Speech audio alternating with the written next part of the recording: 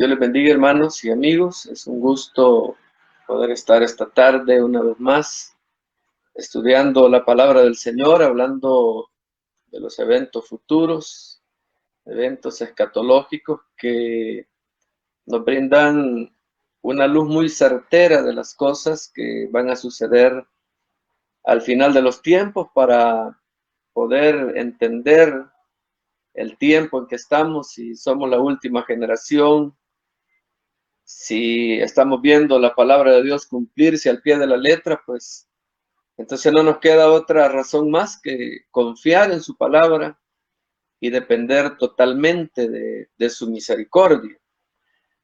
Esta tarde vamos a continuar hablando acerca del glorioso retorno de Jesucristo y vamos a hablar acerca de la conquista anunciada, la cual se encuentra en el capítulo 19 de Apocalipsis.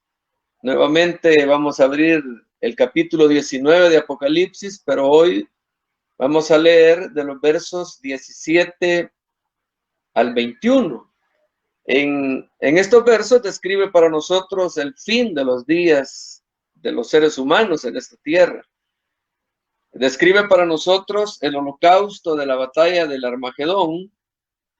Describe el efecto del regreso de Jesucristo a la tierra en juicio. Describe para nosotros la ejecución final de los impíos, incluyendo la muerte del anticristo y del falso profeta, quienes son los líderes mundiales que Satanás tiene a su disposición al final de los tiempos. Entonces, veamos qué dice la palabra del Señor, Apocalipsis capítulo 19, verso 17 al 21, dice de la manera siguiente: entonces vi un ángel de pie en el sol. Gritaba a todas las aves que vuelan en el cielo: vengan, júntense a comer la gran cena de Dios. Vengan y coman carne de reyes, capitanes, generales, famosos, caballos y jinetes, y las carnes de toda clase de personas, grandes y pequeñas, esclavos y libres. Entonces vi a la bestia y a los gobernantes de la tierra y a sus ejércitos reunidos para pelear contra el que montaba el caballo blanco y contra su jinete. Y la bestia cayó presa, y con ella el falso profeta que podía realizar milagros en presencia de la bestia. Con esos milagros había engañado a los que aceptaron la marca de la bestia y adoraron su imagen. Los dos fueron arrojados vivos en el lago de fuego que arde con azufre, y los demás cayeron víctimas de la espada aguda que salía de su boca, de la boca del jinete del caballo blanco, y de todas las aves se hartaron sus carnes. Amén. Oramos al Señor, buen Dios y Padre que estás en los cielos. Agradecemos una vez más el tiempo que tú nos otorgas para poder estar delante de tu presencia, poder leer tu palabra y pedir a tu Espíritu Santo que nos dirija para transmitir tu mensaje, para transmitir esa palabra viva que alimenta nuestro espíritu y nuestra alma y fortalece nuestra confianza en tus promesas y tus palabras. Por eso te suplicamos que nos hables a través de tu Espíritu Santo, que envíes tu buena palabra conforme a la necesidad que hay en cada corazón. Padre, en el nombre de Jesús, habla nuestras vidas, instrúyenos y capacítanos, Rey de Gloria. Por Cristo Jesús lo rogamos. Amén y amén. Hermanos, este aspecto, como ustedes saben, es el momento del regreso de Jesucristo y es un tremendo impacto lo que causa o el que causa ese retorno, ese tremendo impacto que causa el retorno de Jesucristo a las naciones que se han unido para pelear, para hacerle la guerra contra él. Ese día Es el día preciso del que habló el salmista en el Salmo número 2, y aquí tenemos en este Salmo y en esta porción que hemos leído de Apocalipsis, una profecía acerca del mismo suceso que va a acontecer a la humanidad. Dice el Salmo capítulo 2, verso 1 y 2, ¿por qué se amotinan las gentes? ¿Por qué se unen las naciones en contra del Señor y en vano conspiran? Los reyes de la tierra se preparan para la batalla, los gobernantes se asocian contra el Señor y contra su ungido. Aquí tenemos la escena de la batalla.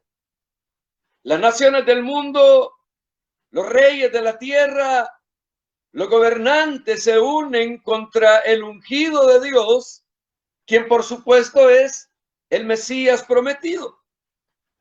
Y continúa el texto en el verso número 3 cuando dice, vamos, rompamos sus cadenas, dice, liberémonos de la esclavitud de Dios. En otras palabras, si ellos tratan de vencernos, de tomarnos cautivos y someternos, nosotros vamos a despedazar dicho esfuerzo que Dios tenga para con la humanidad. Es el pensamiento de estas personas.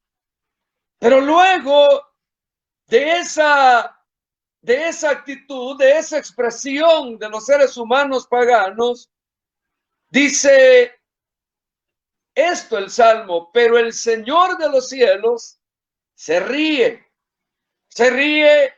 de la expresión de ellos, de querer detenerlo, se burla de ellos y luego con ardiente furia los reprende y los llena de espanto. El Señor declara, este es el rey que he elegido, lo he puesto en el trono de Jerusalén, mi santo monte, versos 4 al 6 del Salmo número 2. Entonces Dios se ríe de los pensamientos de los seres humanos porque piensan que este rey viene como en el principio, que venía como un humano. Y que claro, al venir como un humano, podían hacerle frente, podían humillarlo, podían llevarlo hasta la muerte, pero ahora Dios se ríe de los seres humanos pecadores. Dios se ríe de los seres humanos que dicen liberarse de la esclavitud de Dios, que dicen liberarse por completo de la esclavitud de Dios, pero Dios se ríe de ellos y establece su rey.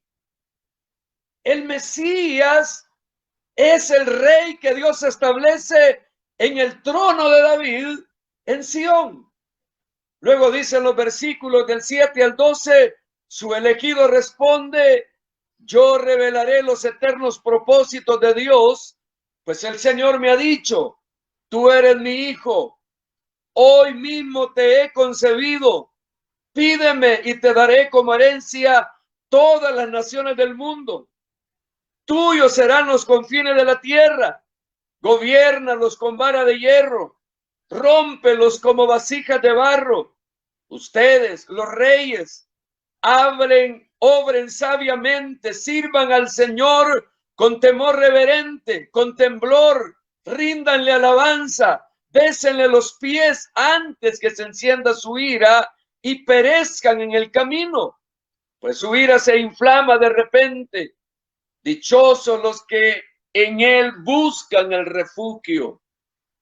Esas son las palabras de este salmo profético, este salmo número 2 que es profético, hablando del retorno de Jesucristo, del retorno glorioso de Jesucristo a esta tierra. Ahí está la descripción profética del salmista que describe el mismo evento. Y tomando prestado de ese salmo un pensamiento, este juicio final, este regreso del Señor Jesucristo, tal como lo identifica Apocalipsis capítulo 19, verso 16, lo identifica como Rey de Reyes y Señor de Señores. Este juicio espantoso y mortal que ocurre es la risa de Dios, es la burla de Dios contra la ignorancia de los seres humanos que creen que pueden pelear con Dios. Es la risa de Dios contra el clímax de la arrogancia y la incredulidad extrema del hombre. Y no se puede evitar que ver esta escena llamada la gran cena de Dios en el versículo 17. Una cena ofrecida por Dios a las aves para que puedan comer carne muerta. En contraste con la cena anterior en este capítulo, en el versículo número 9, que se llama la cena de las bodas del Cordero. Es un contraste totalmente diferente, porque el trato con sus redimidos, el trato con su iglesia, es una cena de bienvenida, es una cena de fiesta, es una cena de alegría, de reunirse una vez más con el Cristo de la gloria, que perdonó sus pecados, que lo llevó a las glorias eternas, lo limpió con su sangre, lo libertó de la gran tribulación. Pero ahora esa cena de las bodas del Cordero fue eso, un tiempo de gozo y de alegría, un tiempo de recompensa, un tiempo de bendición. Pero la gran cena de Dios, la gran cena de Dios que detalla el verso número 17, es un tiempo de muerte pavorosa, es un tiempo de muerte para los seres humanos. El doctor Barujus escribió comentando sobre esto y dijo: cuando nuestro Señor estuvo en la tierra la primera vez, le habló a sus discípulos de una gran fiesta a la cual se invitaba a acudir abiertamente a todos los hombres. El amor tendió la mesa y la compasión estaba para servir. La gracia se sentó como anfitriona y el gozo sirvió el vino. Durante casi 2000 años el Señor ha enviado a sus sirvientes proclamando la invitación a todos los seres humanos, y por casi 2000 años los hombres en su mayoría han despreciado el amor que los invitó, han desairado la gracia que les suplicó. Sin embargo, ellos presentaron excusas débiles de una esposa recién casada, de un campo no visto, de una yunta de bueyes no probada, comprobando de esta manera que la mente humana está en enemistad con Dios. El Señor es el Dios de la paciencia, pero la paciencia no será burlada por siempre por los hombres. El día de la ira debe venir, y aquellos que han rechazado el llamado de la gracia al banquete del amor deben ser las víctimas de otra gran cena, en donde su carne será comida por las aves del aire, por las aves de rapiña, por los opilotes.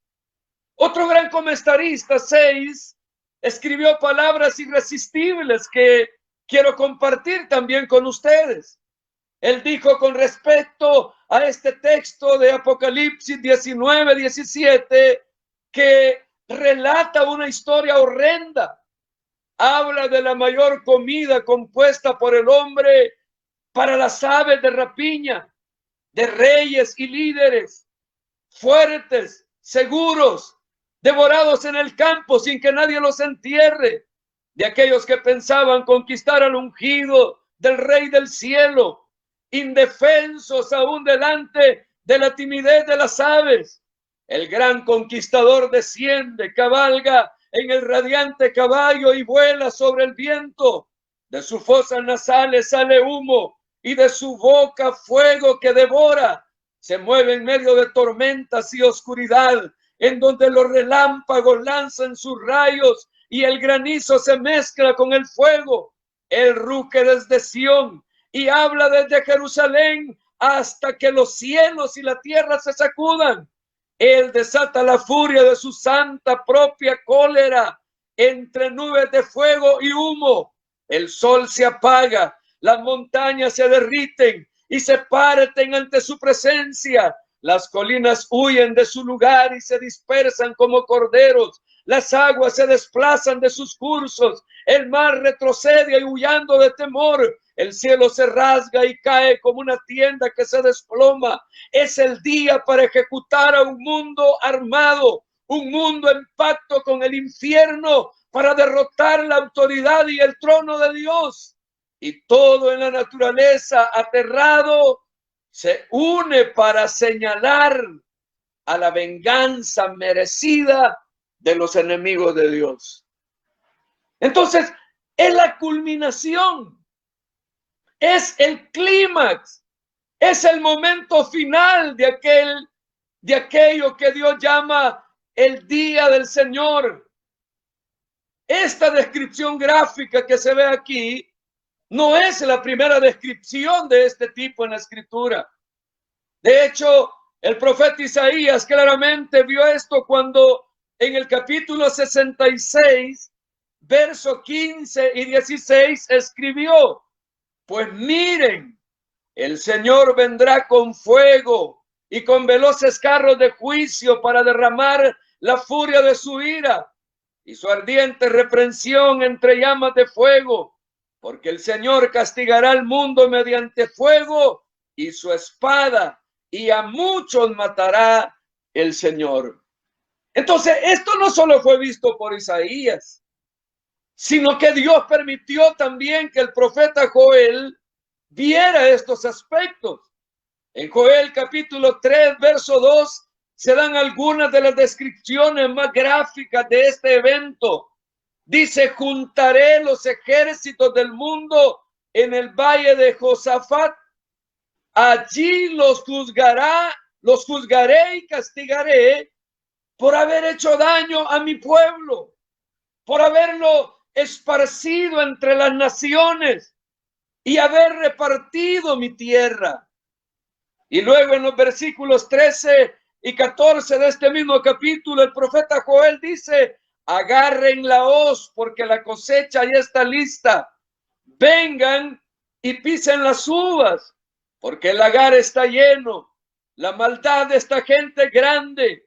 Una multitud inmensa se ha reunido en el valle llamado de la decisión. Está cercano el día en que el Señor llegará al valle de la decisión a juzgar a las naciones. Por cierto, puedo añadir que esa no es una decisión que tiene que tomar el hombre. Es una decisión que será tomada por Dios. Es el día cuando Dios entrega su decisión. Es el día cuando Dios da su veredicto. Aquí Dios es quien decide. Es muy tarde para que los hombres puedan decidir. Se acabó la oportunidad, se acabó la esperanza. Ya el hombre no puede hacer absolutamente nada, sino que la decisión la toma Dios. Será tan grande el trastorno, dice el profeta Joel en los versos 15 y 16, que incluso el sol y la luna se oscurecerán y las estrellas dejarán de alumbrar. El Señor ruge como si fuera un león desde Sión. Desde Jerusalén lanza su grito y la tierra y el cielo comienzan a temblar. Pero el Señor protegerá a su pueblo. Será un refugio seguro para Israel. Entonces, ese es el día, dice el versículo número 21. Pues yo me vengaré de todo el mal que le causaron a mi pueblo. No dejaré sin castigo a los culpables. Yo, el Señor, viviré en Sión. Este es el juicio. Este es el juicio. Aún el profeta Ezequiel tuvo una visión de dicho evento que llegaría al final de los tiempos. Veamos cómo describe el profeta Ezequiel en el capítulo 39, verso 1 al 4. Dice: hombre mortal, profetiza esto también contra Gog y dile: yo estoy contra ti, Gog, jefe de Mesec y Tubal. Yo te lanzaré y te conduciré contra la población de las montañas de Israel, trayéndote desde el distante norte. Yo arrancaré de tus manos las armas, los arcos y las flechas, y te dejaré desvalido. Tú y tus enormes ejércitos morirán sobre las montañas. Yo te daré a los buitres y fieras para que te devoren. Y en los versículos 17 al 20 dice, y ahora, hombre mortal, llama a todas las aves y animales y diles, reúnense para una gran fiesta de sacrificio. Vengan de lejos y de cerca a las montañas de Israel. Vengan, coman la carne y beban la sangre de los enemigos de Israel. Coman la carne de hombres poderosos, beban la sangre de príncipes. Ellos son los carneros, los corderos, las cabras y los toros engordados de Basán para mi fiesta. Coman carne hasta que estén saciados, beban sangre hasta que estén ebrios. Esta es la fiesta del sacrificio que les he preparado. Atráquense ante mi mesa de banquete, atráquense con caballos, jinetes y valientes guerreros, dice el Señor Dios. Esto describe el juicio de Dios contra las naciones. En el Nuevo Testamento, el apóstol Pablo habló de esto en Primera de Tesalonicenses, capítulo número 1. Judas también habló de esto en los versículos 14 y 15 de su epístola. Él dijo, Enoc fue séptimo desde Adán. Profetizó de ellos lo siguiente: miren, el Señor viene con millares y millares de ángeles a juzgar a todos y a reprender a los pecadores malvados por las terribles cosas que han hecho y las cosas que han dicho en contra de él. Jesús habló también de eso en Mateo capítulo 24 y 25. Y entonces hay un buen número de otros pasajes que nos dan una visión anticipada de este evento. Un evento muy descriptivo aquí en el capítulo 19 de Apocalipsis. Y todos estos pasajes son descripciones de este tipo de juicio, este juicio del fin del tiempo. Hay varias fases, varios aspectos, pero todas esas profecías esperan esos juicios en el fin de los tiempos, el tiempo del regreso de Jesucristo. Estos no da a nosotros la perspectiva de la destrucción final. La perspectiva de la destrucción final del imperio de Satanás. El fin del reinado del anticristo en la tierra y los engaños del falso profeta. Eso es lo que nos da este capítulo 19 a conocer. Pero permítanme ahora tratar de explicarles lo que está sucediendo aquí. Este no es el juicio final. No es el juicio final de los impíos. Este es simplemente la ejecución. No es su juicio final. Su juicio final llegará, según lo detalla Apocalipsis capítulo 20, verso 11, después del reino milenial, después del reino de 1000 años, del reinado de Jesucristo en esta tierra, en un gran evento que se llama el juicio del gran trono blanco. En un sentido, son como cualquier otro criminal que son llevados prisioneros. Son enviados allí en virtud de muerte y son encarcelados en ese lugar durante 1000 años hasta que puedan ser resucitados y traídos al gran trono blanco para su sentencia formal. Es como que ahí los estén apresando, solamente que son muertos, pero los están apresando y están siendo enviados al sepulcro, al Seol, donde estarán por 1000 años esperando por la segunda resurrección para poder enfrentar el juicio del gran trono blanco. Entonces, esa es la escena tal como está aquí. Aquí simplemente se está ejecutando. Están siendo apresados. Serán juzgados 1000 años después. Y diremos más acerca de eso cuando, si el Señor lo permite, lleguemos a estudiar el capítulo 20 de Apocalipsis. Entonces, que quede claro que este no es el juicio final. Es la ejecución, es ejecutar la orden de aprehensión contra estas personas, las cuales serán muertas. Esta es la ejecución de los pecadores impíos del mundo que se han puesto de parte de Satanás durante el tiempo de la tribulación, que se han alineado con el anticristo, que han tomado su marca, que lo han adorado, que han rechazado continuamente el evangelio. Y Dios viene y los mata a todos.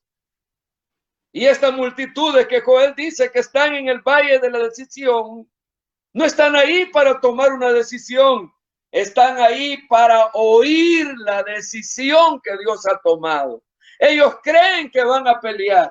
Ellos creen que van por voluntad propia a pelear. Ellos creen que tienen un plan perfecto para enfrentar al príncipe de los pastores, al príncipe, al rey de reyes, y poder vencerlos y poder tomar la decisión de vencerlos. Pero lo que no saben es que van a cumplir la decisión, van a estar ahí para oír la decisión que el Dios Todopoderoso ha tomado para con ellos. Porque el juez ha decidido y este es el día de la ejecución. Ahora es este mismo juicio que es descrito tan claramente por el Señor Jesucristo en Mateo capítulo 25. Si regresamos a este pasaje, ya que es importante que comprendamos las enseñanzas de la Escritura acerca de este evento, notamos que acontece al final del capítulo 25. En el famoso sermón de Jesús acerca de su segunda venida, es llamado el sermón del Monte de los Olivos porque lo predicó en ese lugar. Primero que nada vemos el escenario del juicio descrito en el versículo 31. Dice: cuando yo, el Hijo del Hombre, venga en todo mi esplendor. Entonces, esto nos conecta con el capítulo 19, porque es en ese momento que Él viene, junto con los ángeles. Y vimos en el pasaje anterior que así es exactamente como Él vendrá, junto con sus ángeles. Dice: me sentaré en mi trono de gloria. Él viene del cielo con sus santos, establece su reino, y en ese momento todas las naciones se reunirán delante de mí y las separaré como el pastor separa las ovejas de los cabritos, dice el versículo 32 de Mateo 25. Entonces, pasamos del escenario del juicio a la separación. Y esto es lo que hace. Él separará. O sea, Él dividirá. Y si pasamos de la separación al próximo punto, iríamos a los sujetos. Porque su separación involucra a ovejas y cabritos. Entonces Jesucristo vendrá. Él vendrá como juez. Él vendrá a establecer su reino. Él vendrá con todos sus santos y sus ángeles. Él regresará y separará. Él separará para llevar a su reino a los santos y para matar y ejecutar a los impíos. Por favor, noten que el versículo 32 dice todas las naciones. Y cuando Dios dice todas las naciones, es todas las naciones. Todos los pueblos. Tome la palabra naciones y no le dé un significado colectivo, sino un significado individual. Porque lo que Dios hará es juzgar a todos en el mundo. Todos los pueblos, todos los tipos de personas, de todos los lugares que puedan existir en el mundo, de todas las culturas, de todos los idiomas, de todas las naciones. Él los juzgará a todos ellos.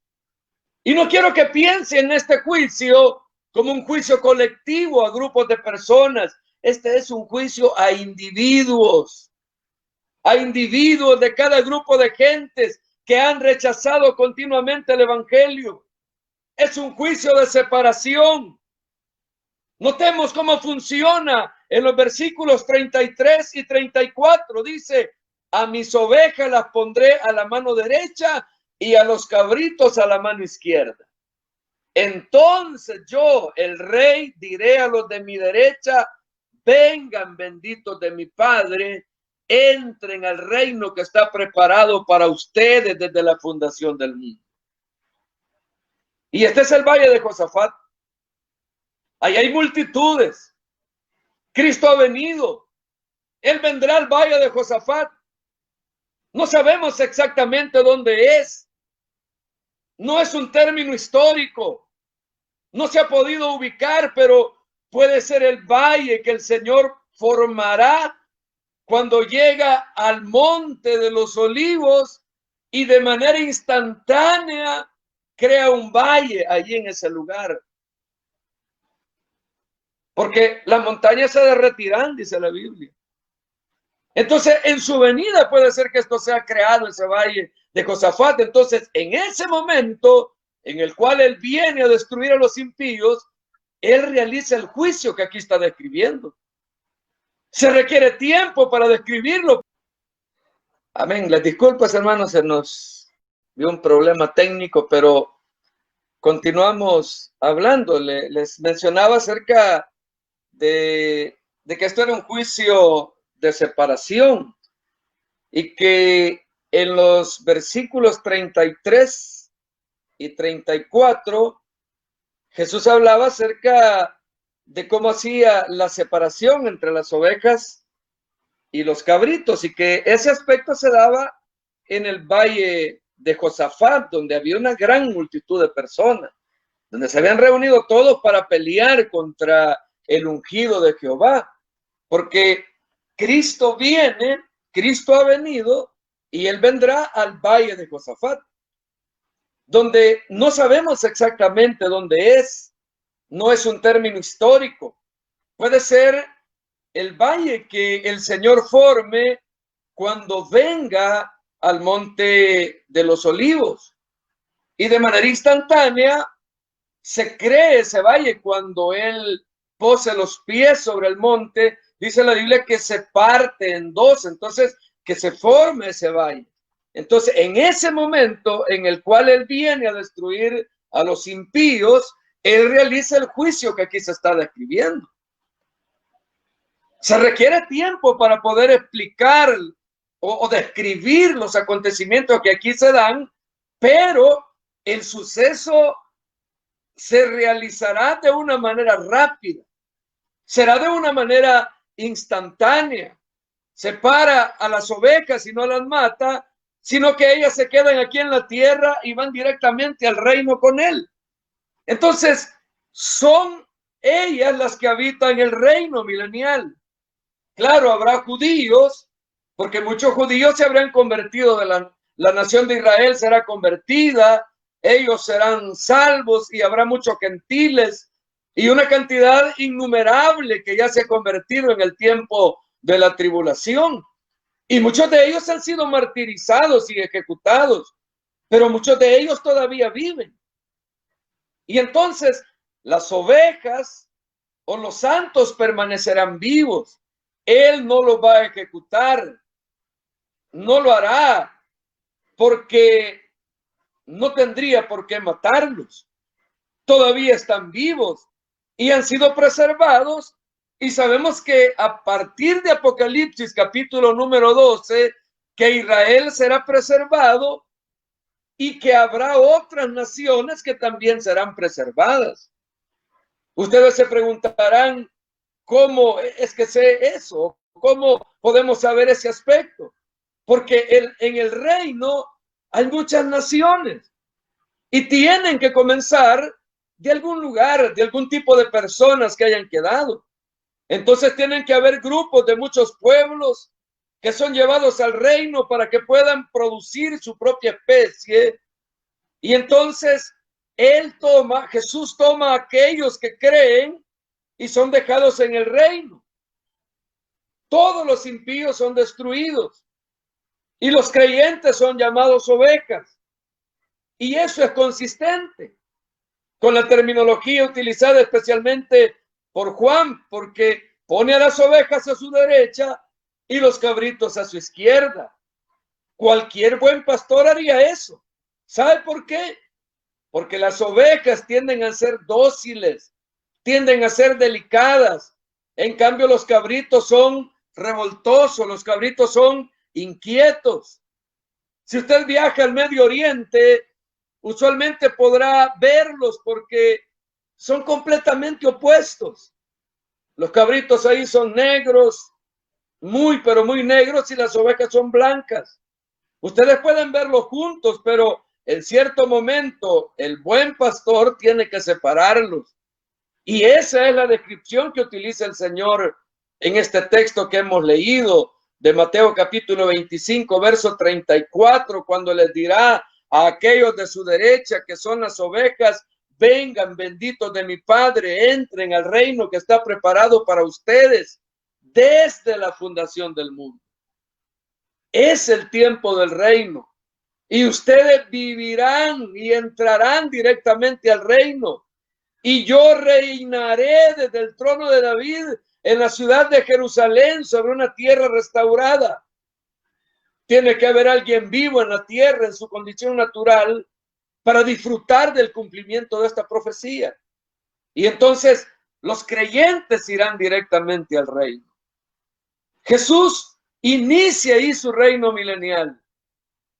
¿Cuál es el criterio por medio del cual él identifica a sus ovejas? Bueno, los versos 35 y 36 nos lo detallan. Dice: porque tuve hambre y me dieron de comer, tuve sed y me dieron de beber, fui forastero y me alojaron en sus casas, estuve desnudo y me vistieron, enfermo y en prisión y me visitaron. Porque así será durante el tiempo de la tribulación. Habrá muchos creyentes que no tendrán ningún tipo de comida. ¿Por qué? Porque no tienen la marca de la bestia. No podrán comprar ni vender. Entonces no pueden hacer eso. Si no tienen la marca de la bestia, no pueden comprar ni vender. ¿Y quién les dará comida? Estarán sedientos, no podrán tener nada para beber. ¿Quién les dará de beber? Y serán forasteros y no tendrán acceso a ningún lugar donde poder quedarse, porque son parias de la sociedad. Serán cazados como animales, tendrán que ser refugiados, tendrán que esconderse para poder salvar su vida, y necesitan vestimenta, estarán enfermos y alguien necesitará cuidarlos, y ellos serán encarcelados en prisiones por el sistema del anticristo, y alguien les ministrará. Y ustedes se preguntarán sencillamente quién fue, y yo les diré quién será. Serán otros creyentes. ¿No dijo Jesús en Juan capítulo 13, verso 35, si me aman o si se aman unos a otros, todos se darán cuenta que son mis discípulos? Jesús simplemente está diciendo que las ovejas son aquellas que han evidenciado una vida regenerada por el amor al prójimo. Juan dice en su epístola: si alguno dice amo a Dios pero aborrece a su hermano, es un mentiroso. Si no ama al hermano que tiene delante, ¿cómo puede amar a Dios a quien jamás ha visto? Y nos preguntamos por qué él dice me. Porque Cristo vive en cada creyente. Cristo vive en cada creyente, en cada uno de los que creen en él. En el Evangelio de Mateo, capítulo 18, verso 5, Jesús dice: el que reciba en mi nombre a una persona así, a mí me recibe. El modo en el cual usted trata a otro creyente es exactamente como usted está tratando a Jesucristo. Y entonces él lo hace personal y dice: porque tuve hambre y me dieron de comer, tuve sed y me dieron de beber, fui forastero y me alojaron en sus casas, estuve desnudo y me vistieron, enfermo y en prisión y me visitaron. Y por el modo en que ellos trataron a otros creyentes, evidenciaron su propia salvación. Y luego los justos dirán, y los justos me preguntarán: Señor, ¿cuándo te vimos con hambre y te alimentamos, o sediento y te dimos de beber? ¿Cuándo te vimos forastero y te alojamos en casa, o desnudo y te vestimos? ¿Y cuándo te vimos enfermo en prisión y te visitamos? Yo, el rey, le responderé: todo lo que hicieron a mis hermanos necesitados, a mí me lo hicieron. Mateo capítulo 25, verso 37 al 40. Entonces, hay evidencia de que estas son ovejas por el modo en el cual tratan a sus hermanos y hermanas en Cristo. No son salvos por sus buenas obras, sino que sus buenas obras son evidencia de que son salvos. Y el amor de los hermanos es una realidad dentro de la comunión, de la comunidad de la fe. Juan pregunta en su primera epístola: pero si alguien está bien económicamente y no ayuda a su hermano que está en necesidad, ¿cómo puede haber amor de Dios en él? Entonces, las ovejas van al reino y las buenas obras son evidencia de su salvación. Luego en el versículo 41, él dirá a aquellos de su izquierda, estos cabritos que representan a los que no han sido regenerados: entonces me volveré a los de la izquierda y les diré: apártense de mí, malditos, al fuego eterno preparado para el diablo y sus demonios. ¿Por qué? Porque tuve hambre y no me alimentaron, sed y no me dieron de beber.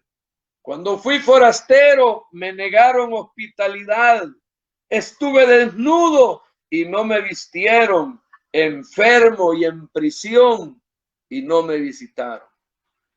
Entonces también ellos le preguntarán: Señor, ¿cuándo te vimos hambriento, sediento, forastero, desnudo, enfermo, en prisión y no te ayudamos?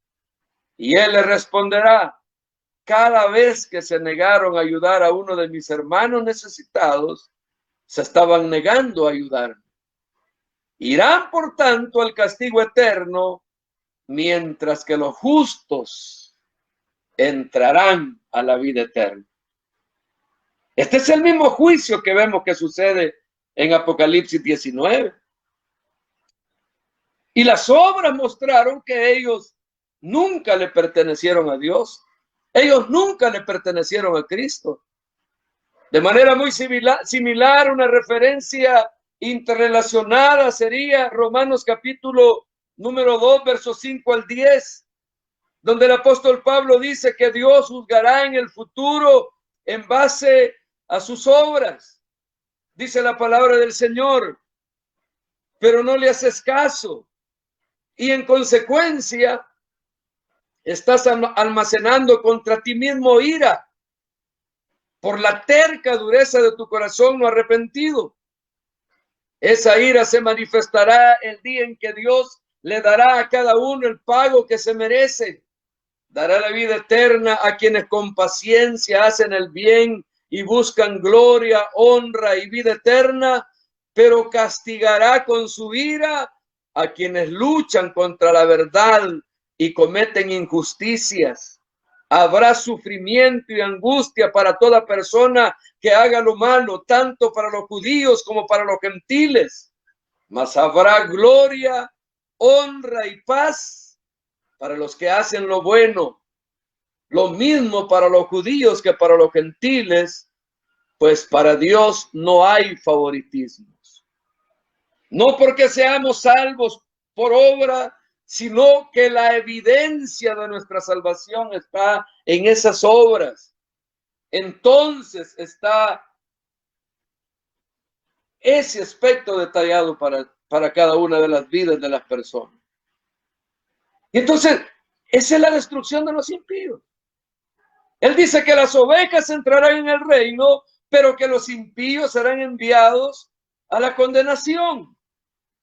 Esta, como he dicho, es la destrucción de los impíos, la destrucción de los pecadores. Por lo tanto, lo que aquí Jesús está diciendo es lo mismo que Juan ve en su visión del capítulo 19. Es importante decirlo porque creo que hay personas que asumen que Jesús es una persona, es la persona más linda que lo que dicen algunos escritores del Nuevo Testamento. Porque existe una hermenéutica entre los teólogos liberales llamada el Espíritu de Jesús. Y cualquier cosa que supuestamente era atribuida a Jesús y no encajaba con el espíritu dócil, casi indiferente, tolerante que ellos le atribuían a Jesús, decían que no era cierto acerca de él y lo eliminaban. Entonces dicen, no, ¿cómo va a ser que Jesús, el que es amor, cómo va a condenar, cómo va a matar, cómo va a vengarse? O sea, no cabe en la personalidad de Jesús. Pero hay obviamente una realidad en la mente y el corazón del Señor Jesucristo que se encargará con tanta firmeza de la venganza, así como se encargó de manera compasiva de la misericordia. Entonces, en el capítulo 19, escuchamos realmente la descripción de Juan del mismo evento que Jesús describió en Mateo 25. Si me permiten, regresemos a Apocalipsis 16. Estoy intentando completar esto para que tengan un entendimiento total de lo que va a ocurrir. Apocalipsis 16:13 dice, vi que el dragón, la bestia y el falso profeta dejaban escapar de la boca 3 espíritus del mal con forma de ranas. Y esta es, por cierto, la 6ª copa del juicio. Recuerden, 7 juicios de 7 sellos, que finalizaron en 7 juicios de 7 trompetas, que finalizaron con 7 juicios de 7 copas de fuego rápido, de ira. Estamos en el fin. Estos espíritus de demonios, dice el versículo 14, hacen señales.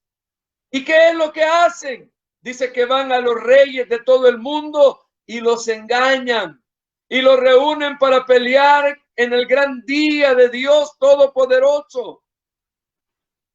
Los incitan, los engañan, les hacen creer que son vencedores. Pero a menudo surge la pregunta de por qué las naciones del mundo, cuando han sido tan devastadas a lo largo de toda la tribulación, piensan que pueden ir y pelear contra Dios.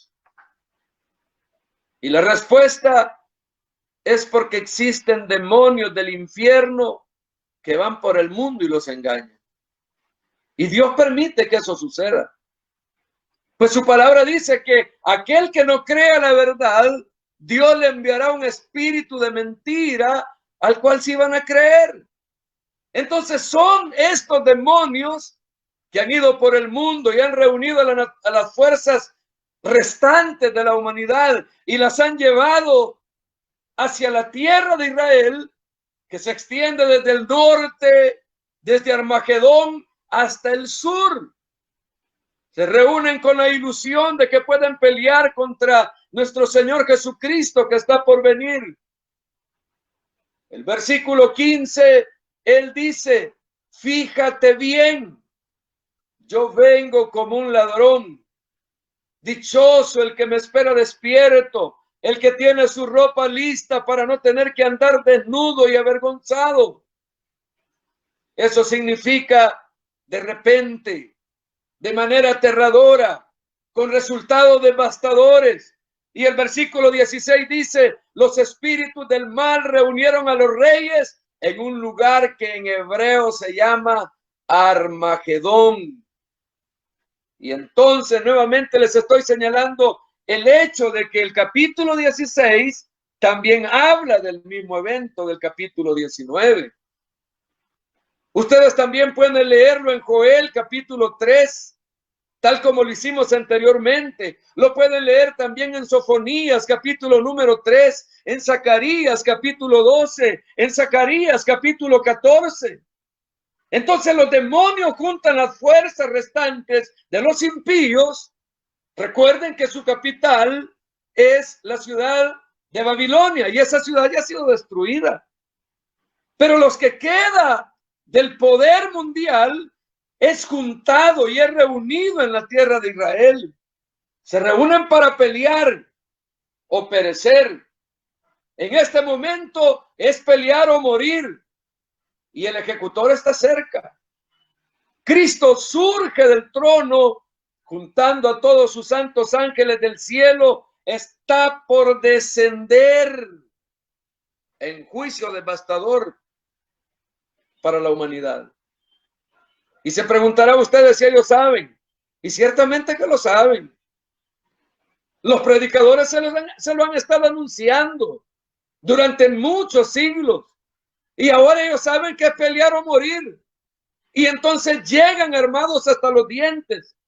Y pueden ustedes creer que cualquier capacidad nuclear que ellos puedan tener, cualquier tipo de poder sofisticado, exótico que hayan podido acumular en cuanto a armas de cualquier tipo de operaciones que puedan lograr a partir de los satélites y otras cosas en el cielo, todo eso lo tendrán. Todo eso lo tendrán. Como han aparecido hoy en esta semana unas últimas noticias que el coronavirus no es más que una bacteria activada a través del 5G, a través del Internet 5G. Entonces son armas nucleares, son armas que la humanidad está probando. Lo que pasa es que muchos no lo ven desde ese punto de vista, pero imagínense, son armas químicas. Y en este día ellos van a tratar de utilizar todo. Tendrán toda la cooperación de aquellos que poseen armamento nuclear y estarán listos para destruir al Hijo de Dios cuando venga. Lo querrán hacer con bombas nucleares, con armas químicas, con el Internet 5G, con virus, con bacterias. Y entonces, en el versículo 17, cuando ellos van armados hasta los dientes y van dispuestos a vencer o a morir y creen que tienen el sartén por el mango, entonces en el versículo 17, nosotros venimos a conquistar, juntamente con el gran conquistador. A pesar de todos sus esfuerzos, a pesar de todos sus intentos de victoria, ellos serán vencidos de manera terrible. Ellos serán vencidos de manera terrible. Y quiero hablar acerca de dos cosas. Pero hoy ya no nos queda tiempo porque se nos terminó el tiempo. Pero una de ellas es la conquista anunciada. En otras palabras, todo esto ha sido la introducción a la conquista anunciada para que usted tenga un panorama claro de cómo es esa conquista que ha sido anunciada. Y la segunda es la ejecución de esa conquista. Así que, hermanos, nos quedamos hasta aquí hasta ahora. Y el próximo domingo hablaremos de la conquista anunciada. Oramos, Padre, te damos gracias porque en tu misericordia nos permites estudiar tu palabra. Gracias, Espíritu Santo, por permitirnos dar un panorama amplio de lo que ocurrirá, Señor, para que nuestra fe sea fortalecida, para que veamos la gracia de Dios sobre nuestra vida y que para que aquellos que aún no te conocen tengan la oportunidad de arreglar sus cuentas contigo. Señor, en tus manos de amor nos depositamos y te suplico por aquellos que aún no se han entregado a ti, que puedas perdonarles, que puedan arrepentirse de su pecado y puedan creer a tu misericordia y a tu amor, para que al final no crean a los espíritus malignos de mentira que los llevarán hacia la condenación eterna. Pero si creen en ti, disfrutarán de tu perdón, de tu salvación y del gozo de la eternidad que tienes preparado para tus ovejas, los que confían en ti. Gracias, Señor, en el nombre de Jesús. Amén y amén. Amén.